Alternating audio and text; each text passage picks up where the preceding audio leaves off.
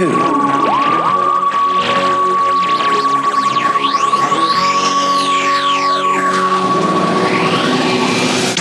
Hello. And welcome to To Watch Who, a Doctor Who podcast. I'm Mark. I'm Sarah. And I'm a Doctor Who fan. And I'm new to watching Who. Yeah, watching for the very first time. Very first time. And you join us, listener, today. Where are we? I've not thought where we are. I'm going to say... Oh, I know where we are. We're in Atlantis, aren't we? Of course. You're on your throne, stroking your cat. Classic. Yeah, it's very nice, very regal here. Yeah, my tits are out like hers were. I've got a trident. Yeah, because it's the time monster this week. But before we go into that, I've got a few updates. Ooh. So the last time, where was it? Yeah, last week, it was the mutants, and we had David with us in person. And that was just before we went off to the Pandorica convention in Bristol. Oh, yeah. So, yeah, it was a really fun weekend. I will give you a couple of highlights, only sort of the people that you would know. I spoke to Katie Manning, who is Nice. Jo. Yeah. And I wanted to ask her, so I got her to sign my Mind of Evil DVD because I wanted to ask her about the coffee moment. So I've met her loads of times. She's absolutely wonderful. She's lovely. She's chatty and everything. But this is the first time I've sort of gone up with a specific question in mind. And so I gave her the DVD and I was like, oh, I really like this one. And then I explained the coffee moment. I was like, but, the Doctor is so out of order to Jo because she's so upset about Barnum being killed and then he does the coffee. And she was like, I don't think she remembered exactly the moment, but she was like... It's a very specific moment as well, so yeah. I know. I totally sounded like a complete fan, being like, at the end, in episode 6 of Mind of Evil, the Doctor takes the coffee away from you. So what did you say? Go on. Well, she listened, and she said pretty much what you would have said. She was like, well, that's very early on for Jo. She changes, and you see the relationship develop as it goes on. And she was quite serious about that and saying, you'll see, yeah, that's so early on for her that it is a bit like that. And that's how it is. So she sort of defended the coffee moment. But then I just said, yeah, but it's a really funny moment though, isn't it? So that was good. That was fun. And I saw Peter Purvis, Stephen. Yeah. And I had my Katerina t-shirt on. And... Aww.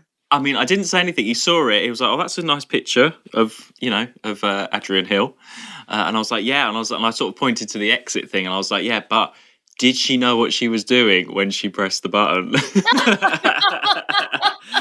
and you know what? And he was like, "Yeah, I've been asked that before," and then he was like. To be honest, I don't think anybody knew what we were doing in that episode.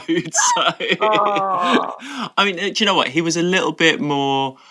No, he was absolutely friendly, but he was maybe a little bit more.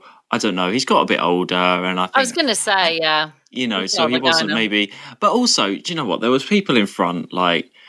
And they had like this, I don't know, I shouldn't get into specifics really, but I just noticed they had this like big like TARDIS model thing, like out of plastic, and they were like, oh, sign it here. And it was like, it had all these like bits sticking out of it and stuff. So you can't write over it in like hard plastic. You can't sign over it. And Peter Purvis was looking at it and he was like, oh, can I just sign it, on the bit on the top? And they were like, no, sign it there, and he was like, oh, okay. And, I don't blame him for being like, oh, okay. So maybe he was in a bit of a mood after that because they were in the queue in front of me. But, it was, I got him to sign the Katerina audio CD. And I was like, that's a really good one. He was like, yeah, he really enjoyed doing that one. So. I can hear Alfie. Do you know what? We're gonna let the cats do what they want to do as we're in Atlantis. It's a place for cats, isn't it? So that's why fine. Usually we shut out the cat, don't we? But I just wanted you to know because I know what you like about it, Mark. No, do you know what? It's fine. That's the atmosphere for this week in Atlantis. So it was really good. I don't think you'd know anybody else that was there just yet. I don't think you've met them yet. No, that's it. Like I know some people have said to me, like, oh, Are you going to go to a convention? And I'm like, well, I don't know. Like, I don't want to ruin things because otherwise that's pointless. Like, I don't want to see people I don't know. What do I do? Just sit in a room all the time out of the way? It's pointless. There's not that many people yet, really, is there? Not yet. No, we're getting there, though. We're getting there. We're nearly at double figures. The only other thing as well, we need to watch the Galaxy 4 animation because that's come out recently. Yeah. But also they have announced that the Abominable Snowman is the next one. There's a trailer has been released for that one, which is Pad, if you remember. Yeah, so we're getting Pad in animation very soon. So gosh. Yeah. I mean, how do you feel? That can wait. Yes. I think so. Can wait for me as well. I don't know. And it's nice to have these ones. It's great that they're doing more and more. So yeah. Is that the one that Will was on? No, that was the Ice Warriors. I always mix them up. Well, they're both. Well, no, one's Ice Warriors and one's Yeti. They're both cold, aren't they? They're both they're after each other, aren't they? Because they go. Yeah, from the cold I think that's why I think they're just both cold, and I mix them up in my head. Mm. Right. Well, let's get on to. In other life news, I've just had my booster jab. Yeah. Yeah, I've just had my booster jab. So if I suddenly become very ill in the middle of it randomly, oh my god, can you imagine? So I don't know what they've got in Atlantis to help with that. Maybe Professor Zaroff is around. Yeah. So we've watched this completely separately. So I'm very interested to hear what you think about this one. Because again, it's got a bit of a reputation, not always in the best way. I've watched this a few times. I think it's a bit silly. Well, I thought it was a bit silly. But I have enjoyed it much more this time round. And I've got more out of it this time round. Let's just start and go through, and we'll pick up on notes as we go through. So, Time Monster, the Doctor is having a nightmare, and we see the Master again. So, the Master's back. Yeah, and I enjoyed that, actually. I don't know why his last appearance, it annoyed me so much. Maybe it was a bad day when I watched it, but I just felt it was too soon. For some reason, seeing him now, maybe it's because I just know he's out there that this could happen. It didn't annoy me as much. Well, this is only his second appearance in the season. So, it's not over. But did you think that he was going to be back again every week? And we've still had the variety, haven't we? Yeah, I kind of felt like once he left, I felt like, they're going to get him back again, like almost straight away. But they didn't, which was nice. So when he did come back, I was like, okay. He felt like a recurring character, like the unit soldiers are. It's a good story for him as well, actually. They don't waste him in this. No. It feels like, whereas I know that's the thing, whereas last time for me felt that they tried to slot him into it, this one, it feels a crucial element that he is part of it. First off, in that scene as well, so the Doctor wakes up having the nightmare. We have cup of tea incident, don't we? Along with now, we've had coffee moment. It's now cup of tea. So Joe makes him the tea, and he just was like, "Oh, thanks." That was like without drinking it. I know he's distracted and everything, but I was like, "That's a equivalent of a coffee moment for me." Yeah. And then we get into all of this stuff about. Well, I don't know really, because you see the Master, don't you, as the Professor, and he's working with Ruth and Stu. Yeah, really randomly. Our supporting characters of the week. Brother and sister, aren't they? Do you know what? I think they are. I don't know if that was a joke or not. I don't know. Was it a joke? He did refer to her as sis, didn't he?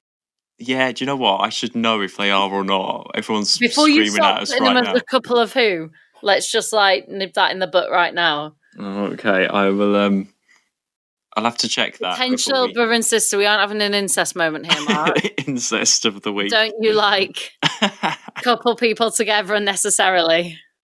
I thought he was joking. I don't know why, but maybe not. So, what are you thinking of the setup? So we're back on Earth. The Master's up to something. It took me a little of a while to sort of work out what he's doing. They're experimenting on this crystal, and there's all this time stuff. And the Doctor is, he knows the Master's out there, and there's something to do with this volcano in the news or something like that. And then it could have been Atlantis. We've got the Brigadier back.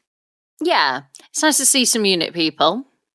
The unit are there to oversee some of this experiment stuff going on. Obviously, the Master doesn't know it's unit, so he has to keep out of their way. And it's explained what's going on in the form of TOMTIT. Why would you call something TOMTIT? What's it all about, anyway? TOMTIT, that's what it's all about. Demonstration of TOMTIT. TOMTIT? TOMTIT. What's it supposed to stand for? I should have written something interstitial time. I mean, it does stand for something, and I'm sure it's based on scientific fact. But I'm sorry, if you're writing this script and you've got TOMTIT, and you've got everyone saying TOMTIT, and you've got the Brigadier saying... It looks like a cock and balls, doesn't it, as well? I mean, that's the Doctor's machine, looks like that. They're having a laugh. They must have realised, even in the 70s, you don't want everyone going around saying TOMTIT, surely. Even that older guy that's, working with the Master, he's like, TOMTIT, and everyone's, yes, TOMTIT this and TOMTIT that. I mean, it's funny. I agree with you. Where's the script editor here? To say, okay, let's not have TOMTIT. Let's not have them all doing that. And how many times are going to say TOMTIT? I really want to say TOMTIT a lot. Maybe it was sort of a running joke because that's they couldn't think of anything else for it to stand for. I don't know, and therefore they just tried to get it in as much as possible because maybe you couldn't say tits on in the 70s. So this was they were like, let's just say this as much as we can because it's in there. Yeah, that's what I think. It's just they must have been really difficult to actually film those scenes with everyone TOMTITting everywhere. But I sort of got into it as things are explained, and you have the idea of this time and their experiment, and then we all have this sort of things are slowed down, aren't they? And you have all of that, which before in the past when I've watched it, I thought, oh, this is a bit of padding. But actually, you sort of get into it, don't you? Yeah, I didn't think anything was bad, and I could follow the story. It was interesting to see where it would lead. I don't know if you probably don't remember this scene because you were saying earlier that you don't really remember episode 1. I can't remember all of it really well. If you mention things, I probably will remember them. Well, there's the bit where they're experimenting, and then Ruth and Stu are do that weird little dance, we've done it, and then the music. Master walks in. Yeah, I remember that. That's a bit of an odd choice. I mean, if they're brother and sister, maybe that's something they did as kids. Oh, shit. We should have established this before we can talk about them. Let's just talk about Ruth and Stu. What do you think of them as characters? I found them a little bit annoying. They're not in my... I'm sorry, I don't know if Ruth is going to be a woman of who. Really? I mean, she's not in it that much. She's less annoying than he is. I find him a bit annoying. He's a bit... I almost think, how have you got this job? Exactly, yeah. Well, he's supposed to be the assistant, I think. Yeah. She does know what she's doing. She is doing stuff that is beyond what they've ever known. It's very what's her name? Liz. Sure. She is a Liz. And do you know what? It would have been nice because you've got Ruth and Stu. That obviously we know the Master is the Master, and obviously they've been working for him for a long time and don't know. So as the audience, we've got that, oh no, what's he up to? We know it's up to no good.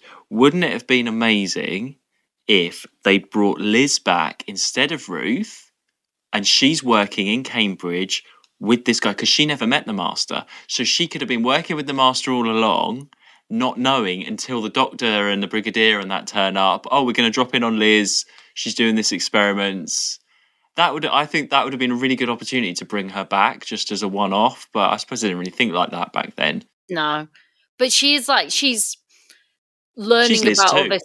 Yeah, but she's learning about it all for the first time as well. So she's not an expert in it.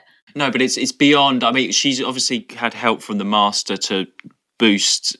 It's from his instruction. Exactly. Yeah. And she's a scientist in the same way that Liz had never done any of this stuff, but was taking the Doctor's advice and following what he said. So, yeah. And then, so the Master's supposed to go to this unit dinner, and he doesn't go, and he's. I can't remember what they were going to serve. Maybe they were joking. Anyway, I'd like to go to a unit dinner. Would you? Oh no, unit to dinner. Sorry, I'm mixing up my notes here. God. I thought they were on a unit. No, unit would go going to dinner for the funding or something. And I really didn't like the Doctor's speeding in Bessie all the time. I thought that was a bit silly. What, as in like to get to the next place? Yeah, but they like speed it. He's like, oh, it goes really fast and he overtakes. There's a bit where he overtakes. Oh yeah, that felt like padding. Stu goes old. That was I like that. thing. Very Benjamin Button. You got the Crystal of Kronos, and we find out the other one's in Atlantis, or it's come from Atlantis, or something like that. It already starts to feel a little bit of padding, even in episode 2 for me. I'm like, what's happening next? Are we going to stay in this location? What were you thinking? Yeah, I wondered when they were going to move. I mean, it's a 6-parter, so I didn't expect it to move until 3 or 4. But it didn't happen until 5, actually. No, it didn't really, because I mean, yeah, okay, skip ahead. Later on, you've got the last 2 are Atlantis centric, so which I really enjoyed. I did enjoy them, but it didn't happen until 5. So for 4, we're just like talking about this Kronos on a back and forth with this and the Doctor and the Master and this big ego war that they have going on. And so there's and the Master sort of evading unit. There's a really good Benton versus the Master is quite, Benton gets quite a good bit in here. He climbs out the window and he gets knocked out and all of that stuff. So it's quite nice that he's got something else to do. What do you think of Kronos when the big flying bird guy on the wire is in the lab? I mean, it kind of looked like, I don't know what it reminded me of. Do I mean Scream, the horror movie that's a comedy? Scream? Yeah, because it looked like some white thing. Like it looked more like ghost-like and feathery than. It did look more ghost-like. I'm sure it was white. In my head. No, it was. It was a big white bird thing. Yeah, I mean, Scream is. So okay. I don't know why. Imagine like someone in a Scream mask is Kronos, like. Yeah. But the comedy one of it reminded me more of that. Oh, Scary Movie. There we are. Yeah. Okay, I'm a little bit lost in your references. I don't know. I don't know why. It reminded me of like that sort of thing where it's like a hooded figure. I mean, I know in Scary Movie it's a black thing with a white face, whereas this is like a white feathery thing. They're different. I don't know why. For some reason, it just reminded me of like a Scream comedy. Scary. I don't know why. Hey, it's just really random. Hey Ruth, the news is on. Oh, some bitch fell down a well. We could have had that in the Time Monster. Anyway. Missed opportunities. I don't. This story does feel a bit like it's the last one of the season. I don't know if you knew that. Yes, you did tell me that. Oh, okay. It does feel like the sort of end of season, Christmas panto, bit of everything thrown in. Yeah, and it feels a little bit like we've brought everyone back. Unit's here, the Master's here, Doctor and Joe are going to travel. You've got like Kronos, the fairy godmother, and then that priest comes from Atlantis, magically comes in. Yeah, there was a lot of that sort of stuff. I followed it. It was fine. There was a lot of padding between 1 and 4. Well, you've got... And there was a lot of stuff where I was like, I thought they'd move up 4, I think. And I remember getting to the end of 4 and being like, are we still here? Because we learn quite early on, I feel like it's like 2, maybe 3, that we learn that the stone, actually, it's not the complete stone. There's another part of it. So, there's some sort of like a chase thing where they're trying, maybe one of them's trying to get it for the other. I don't know. I know, yeah. They sort of stop in episode 3 and have tea and marmalade sandwiches. There we go. I might start, Clothes Watch. I might start Food Watch.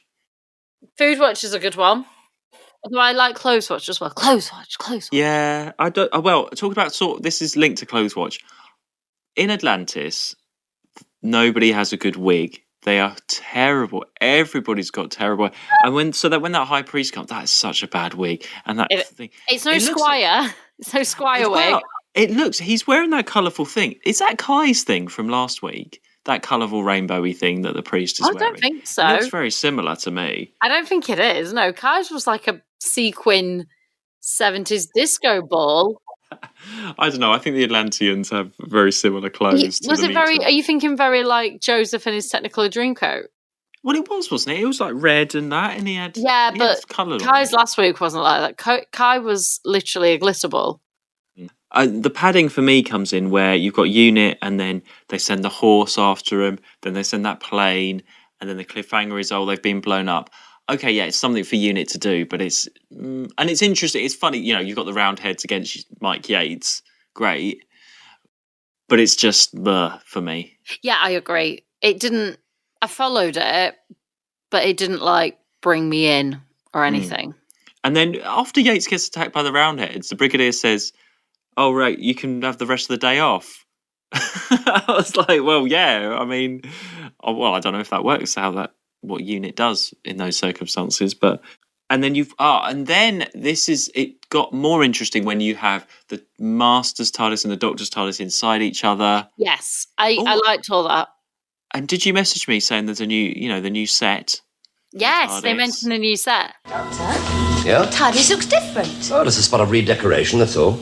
I mean, I'm not a fan of this one with the washing. It's called the washing up bowl one. I mean, everyone knows what I mean by the washing up bowl.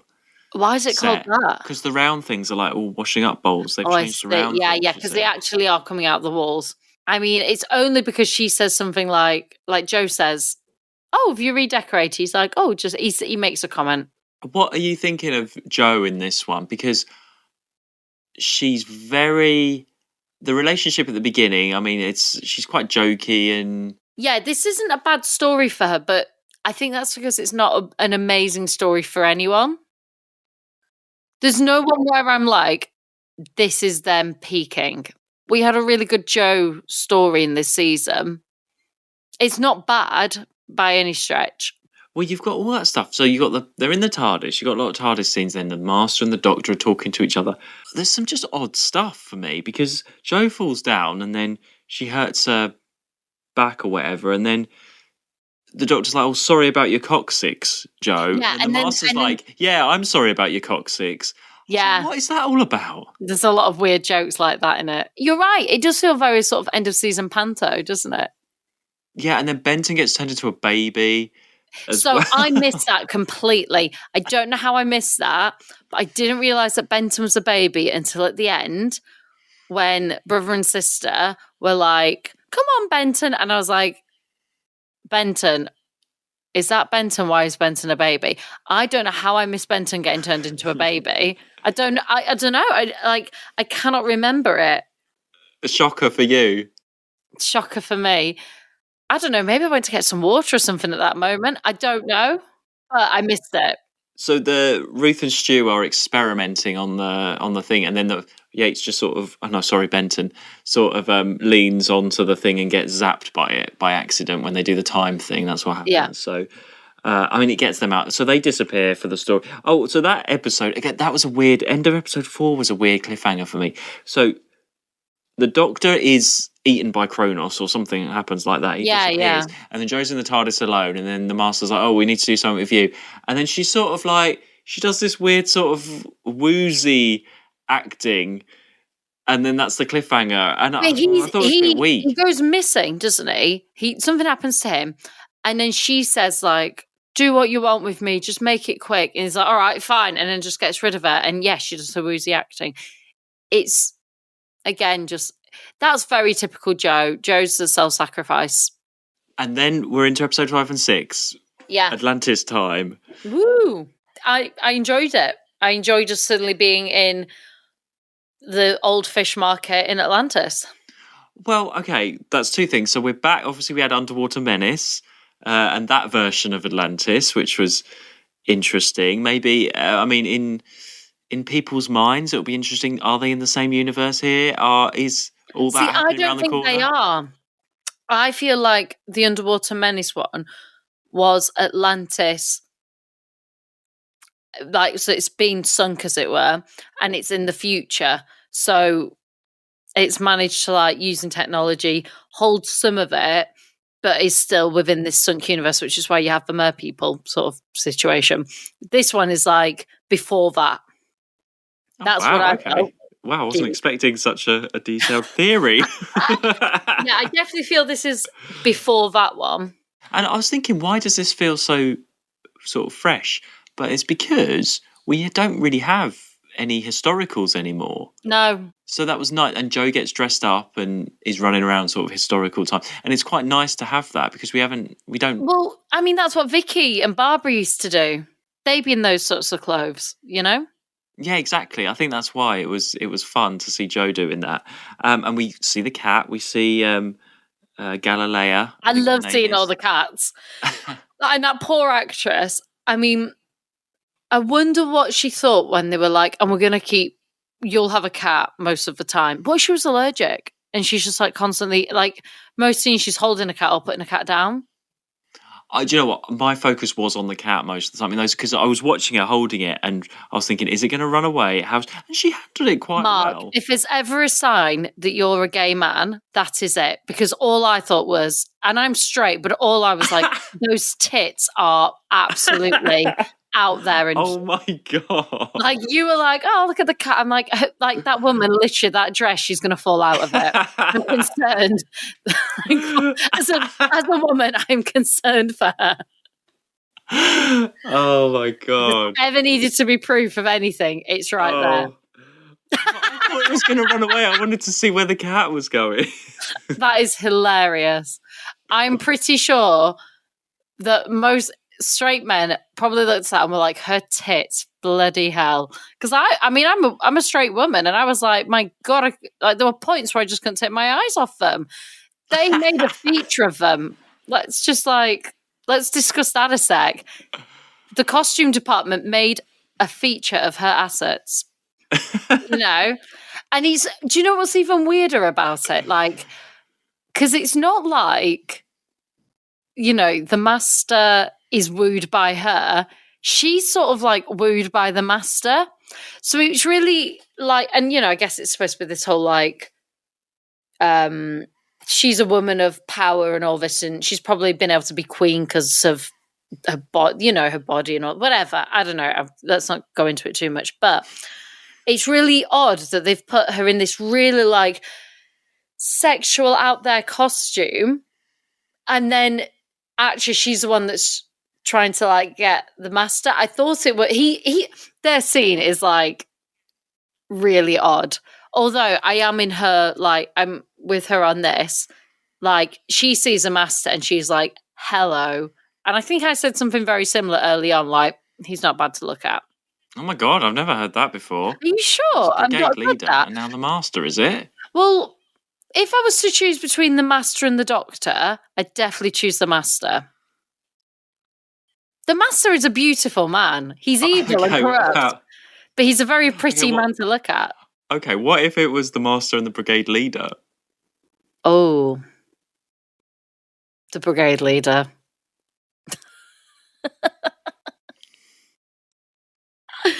I mean, there's just something. Maybe I like evil men, and the worse they are, the better. No, that's not true, because there's some assholes that I really haven't liked. There's something about the brigade leader. I mean, he's a dick, but also, like, he ain't got his little tash on. He's domineering the situation. But she's right. He walks out there as a master, and he's very much like, you know, she sees him as like a god, doesn't she? Or she doesn't see him as a god, but she sees him of godlike status because he comes out with an incredible presence. And that is kind of what is brilliant about the master, like the actor. The presence of him is on screen is great. Like, he steals scenes that he's in. To some extent, he's a very secondary character. I mean, it's not like last season where he was in even every episode. But whenever he's in, he is so dedicated to that role and who that is. And he doesn't play it for laughs in any way. Because it is, you know, some of that is quite, you know, he's always running off, getting away. He doesn't play it for laughs or anything. He is like in there. Sorry, I'm talking a lot about the master. I'm going to blame the booster. Maybe it's sending me doolally. Well, no, it is. It's a good story for him, and he is the central focus. I was just thinking, were you following what they were doing in Atlantis? Was it just to get that other crystal, the Master's aim? I was just trying to work. He wants to control Kronos. And he needs the other crystal to do that. Yeah, and Kronos used to be there previously, and he So I think like he's trying to get the way he's going to get them to give him the crystal and get on side is by convincing them, yes, you can have all this power again. He'll bring you all this power and wealth, all this stuff that you've want again. Tells her she'll be like the most powerful of the richest land and all this. But really, he just wants it for himself. And the crystal is guarded by the Minotaur, which was a nice twist. And you got that cliffhanger with Joe. Obviously, Joe's going to get stuck in there. I enjoyed all the Atlantis stuff. I haven't got their names, but there's the girl that chats to Joe. She has a friend. I can't remember her name. And they say it a lot, but I can't remember. You know me and names. That's not my forte here. I'm going to call her Atlantis Girl Platt. Okay. Catchy. Yeah. And there's the sort of prince guy who gets killed. He gets thrown through the wall, I think, and gets killed pretty much straight away. He was a bit annoying. I didn't like him. Again, he was a bit Joseph. He was Technicolor Dreamcoat, wasn't he? You know, where it's like the pharaohs and that. It was all a bit of that, wasn't it? Between 5 and 6, I couldn't work out if it was just me, but I think Big Boobs had a costume change. It was the same costume, but in a different colour. Okay, we shall need to go back and check that. I will verify that if I can. I don't know why I thought that. I felt like it was a colour in episode 6, but in episode 5, it was white.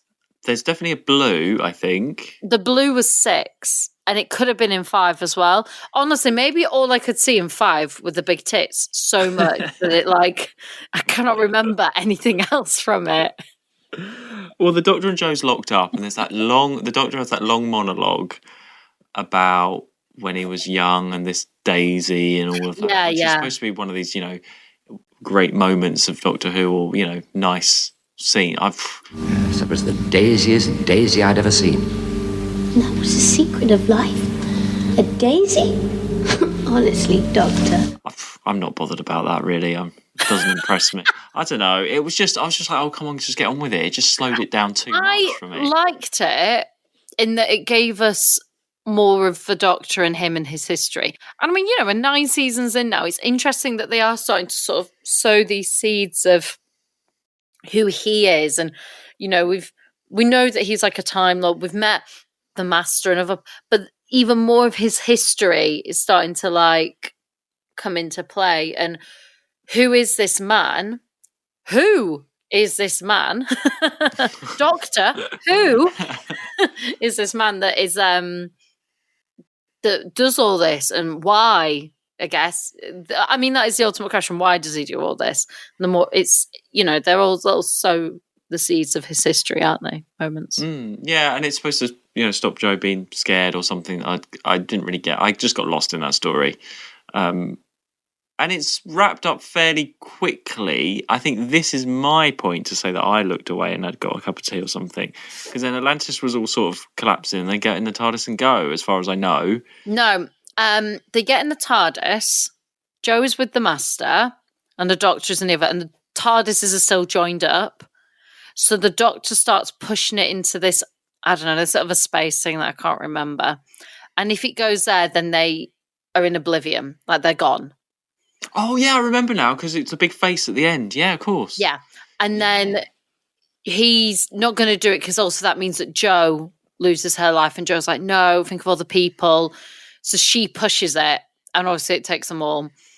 Then we have that terrible green screen moment where Joe literally vanishes on the screen, walking to the Doctor's. She wakes up in the Masters, walks into the other TARDIS, and is lost in the green screen. Made me laugh.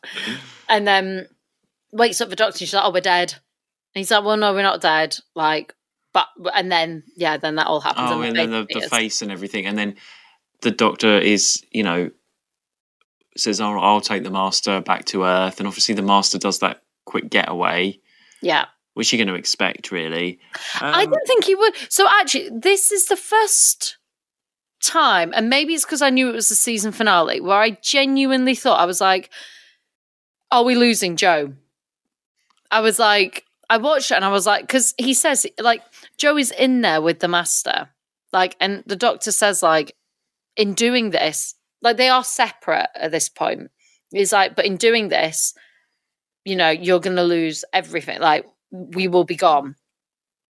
And to some extent, it would make sense if the Doctor did manage to get back. But but Jo is in with the Master, and then she sort of does the sacrifice. And I genuinely thought, like, is this like the last time we'll see Jo?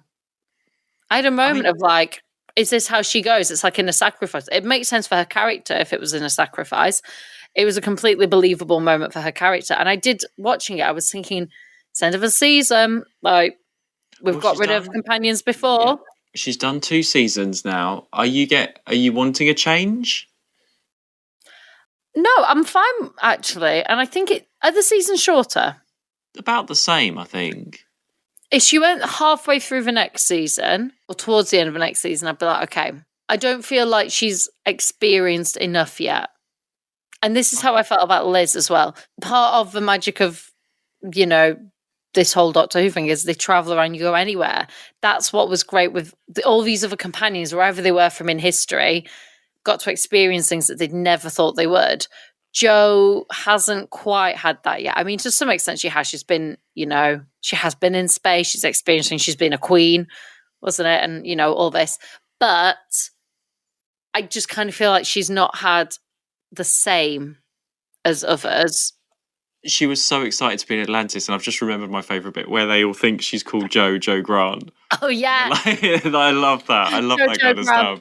There's, who is it? There's like an Instagrammer called Jojo something, and she has bows in her hair, and you can have Jojo bows. I thought of that. I'm obviously like really young and hip, Mark. That's Jojo Siwa, yes. Siwa, yeah, that girl, yeah. So I thought of that when they said Jojo. I was thinking of her and her bows. Jojo. Do you know what I just thought of? When Jo. Because what did she say? She was like, "Oh, you can say that again," and the woman goes, like, "Why would I say that again?" Yeah. I liked her saying, "Oh, this is really groovy." I like that as well. That Jo bit as well reminded me of. Remember that film that we watched with Whoopi Goldberg in King Arthur times? Oh yeah. I don't know why. A Knight's Tale, was it? A Knight's Tale or something. Yeah. If anyone wants a fun family afternoon film. I think we did watch it on a Sunday afternoon, didn't we? Or a bank holiday or something. Yeah. It's Whoopi Goldberg is a scientist, and she accidentally gets taken back to medieval times. And she does an experiment that goes wrong, and it like blows her up and sends her back in time to medieval times. And I can't remember what she does, but I think they all end up listening to like a beatbox or something. Yeah, she brings some things with her from her lab. One of them is a beatbox, and that ends up she's got a laptop and stuff, hasn't she? And yeah, but obviously that doesn't work. But she has like music play, and she ends up using it to help people bond and dance or something. It's fine. It's fun. Take it a pinch of salt. It's great, easy watching. Yeah. Oh, I'm going to watch that again, I think. Of course you are. Most Mark statement I've ever heard, that. Oh, yeah, and then we're back. Well, Unit don't really do much. They get caught in the time thing. A bit like in the Demons, where they got caught with the heat barrier. You've got to keep Unit away, because there's either too much for them to do or there isn't enough for them to do. And I think that is a thing with Unit now, because these stories are taking us out of. It's interesting that I would love for someone from Unit to have been in the TARDIS at the same time and end up going on one of these journeys. I'd love that. Just one of them, because you'd almost have a Ben sort of character. Right, yeah. Do you know what? In that moment, like Ben was when he experienced a lot of this stuff, and his instincts were always to try and fight it and stuff because he was in the army, or like you'd end up with that sort of character, but in a completely unknown context to themselves and what they know. Okay, so out of the Brigadier, Benton, and Yates, only one of them can go into space. Which one do you want to see? Oh, that's hard. Possibly Benton, because I think he could handle it. If he can, like, really have a fertility dance with Miss Horshaw, then he can definitely. Miss Horshaw? What did you say? Miss Horshaw? Yeah. Look, I think I'm starting to feel the effects now. Okay, sorry, Miss Hawthorne. Yeah, Miss Horshaw. Names are not my forte. Yeah. Um, Oh, no, yeah. I see. I would want Yates, I think. Okay. Because I'm more of a Yates fan than Benton. Fine. Or I'd like the Brigadier, because I do like the Brigadier, and I'd like him completely out of his comfort zone of being in charge of unit, almost being like, I've got to get back. I'm in charge of unit sort of thing. The Doctor's like, no, you're here. You've got to deal with this now sort of thing. And I think like he'd bring his own skills. And you'd see a different side to like him, you know? Yeah. Oh, well, we'll see what happens. See what happens next season. Yeah, and I mean, you've got that comedy ending with Benton, which you already mentioned. I mean, out of all the things in Doctor Who, when you started watching Doctor Who, do you think you'd ever have a scene like that? I didn't think I'd see a man be reborn from be made into a baby and then coming back again. No. I mean, and it is that comedy ending. Everyone's like, oh, lol, ha, ha, ha, all standing around. But it's also end of season. I know, yeah. Because last season we had them all around the maypole. That was the end of last season. Yeah. So I kind of feel like they end a season in sort of a very light-hearted way. Yeah. I mean, I'm surprised that you're more focused on the Atlantis stuff, actually. I thought you might be more on some of the time stuff or the slow motion. Oh, it's really, you know, when they're doing the slow motion, the Doctor has to go and get them, and they haven't even slowed down the film. They're pretending, and they've got to do their pretending slow motion. Oh, I just thought... Oh. But maybe, like you said, maybe it's just because it wasn't, you know, some of it reminded me of Keys of Marinus. Really? In what way? Just like in terms of the style. Okay. And in Keys of Marinus, with the woman, didn't we? The female of the captain who was actually the evil one. Oh, okay. Carla, yeah. So, like, I enjoyed that. Like, you know, in my head, I was like, oh, it's kind of like, you know, that sort of like the female that's behind the great man is the female who actually is. And it kind of reminded me a little bit of, was it Caesar that was running around after Barbara? Yeah. Yeah. But Nero. There we are. And just some of that as well. And it's the costumes as well that did that. But yeah, I think maybe because of Keys of Marinus, because the first time they go in their finery, don't they? So they end up getting dressed up like JoJo is. And and then we have all that. Also, you know, Keys of Marinus is great. Yeah, but hang on. Ruth and Stu are no Altos and Sabitha, are they? Imagine? No. I mean... But I almost forgot about them until we came back in that last episode. I'd completely forgotten about them. Yeah, because it sets it up. I'm glad we have that change, because you do get fed up of those lab and the house. Yeah. And walking around the house and stuff. So in that respect, it's not too much of a struggle. Not like the mutants like we had last week where it was all in the same I just wish they'd gone sooner. Place. I wish it had happened in 4 rather than 5. Maybe, again, a budget... Yeah, I suppose it's not really a budget thing. If you've got the sets for Atlantis, you can use them for however many episodes, I suppose. There's a lot of location filming, actually, for this one as well. I mean, you had the explosions, and you had to have the Roundheads, you had to have someone on a horse. I mean, it is... If you think of the budget in that respect, you've got a lot of different things. And I just don't know what some of that added to the story, whereas everything that happened and maybe that's why I enjoyed it, because everything that happened in Atlantis, I felt served the point of the story. Like, everything that happened... It definitely gets more interesting when you get there. Took us to the, like, was moving the story along. There wasn't any padding in Atlantis. The only thing that would have made it better in Atlantis is if Zaroff or Cyril turned up. Or I'm really sorry, I can't remember Fish Shell Lady's name. Yeah, she was there. Well, again, Fish person turned up. That wouldn't fit with my theory that that's the future and this is before all that. Yeah. So. That's really good. The Atlantis theory, Sarah's Atlantis theory, Sarah's Atlantis timeline coming soon. Based on 2 episodes of Doctor Who. I mean, I never thought of that. Smart. I'm a smart cookie. What can I say? I'm glad you just got through it and you watched these episodes. Every week, I'm still just glad that you have actually watched these stories. So it's a bonus. Anything else is a bonus. But there we are. Well, there we go. The Time Monster. And yeah, end of season. We have done a whole nother season. I can't believe that. I can't believe Which that means we're on double figures.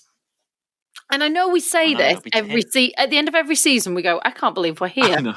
I can't believe we're here, Mark. I can't believe it. I know. I can't believe we're here. I can't believe we've got through the season. We say it every season, but I cannot believe that we were at double figures at long last. Because the number of times people have been like going to me, oh, so how much Doctor Who's then? I'm like, there's like, I don't know, 20 odd seasons in classic and then, I don't know, like 13 in New Who.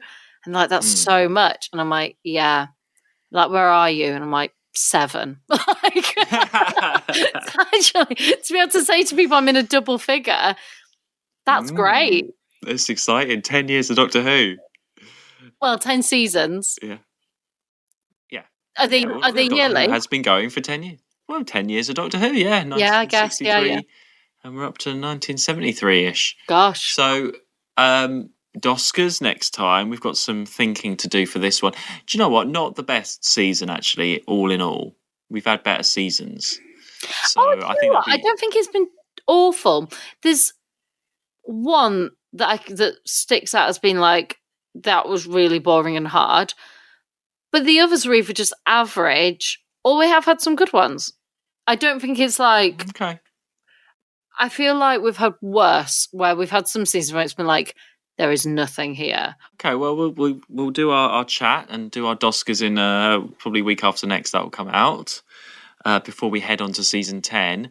But can I tell you the title of the first story of season 10? Sure. See if I remember it in 2 weeks, but go for it. It's called The Three Doctors. Oh, I wonder what that could be. That's exciting. I wonder to kick off the 10th anniversary season. So that's exciting. I'm very, very excited about that. Let's hope it's not shit. And I've got season 10 on Blu-ray as well, so I can watch the Blu-rays of this one. I mean, BritBox is poor. Okay, well, yeah, we will see you all next week. We won't. And we will have... Actually, no, by the time this has gone out, we would have been in touch with our coffee members to choose our Ian Award. We will also be announcing the winner of our Keys of Marinus competition, which would have gone out last week. I'm getting all timey here because the way we record and schedule and publish is all over the place at the moment. So I'm trying to... I think I've said that right. So make sure you follow us on Twitter and Instagram at ToWatchWho. Thank you everyone who got in touch. We will talk about that actually in the Doskers about a lot of people like the Sea Devils, I think, and we're quite surprised. So we'll talk about that next time. And you can also support us at buymeacoffee.com/ToWatchWho. And we will see you very soon. See you soon. Oh no, yeah. I will get Kronos to send us home. Is that the best way? I mean, I thought there's something really, really important, but no, just that. Okay, great. That is important. We don't want to be stuck here. Oh, well, no, we could be stuck here. There's worse places. There's worse places than Atlantis to be, yeah. Maybe we should do the Doskers from the edge of, where the Doctor and the Master end up right at the end. They're like at the very edge of time or something. You're gonna have to look it up. Well, I don't know if I can book that for the Dosker. I'll try and book the edge of time. Have a chat with Kronos, see if they'll let you in. Yeah, Kronos will sort it all out. Yeah, no problem. Doskers sponsored by Kronos. There we are. Okay, see you next time. Bye. Bye. To watch who?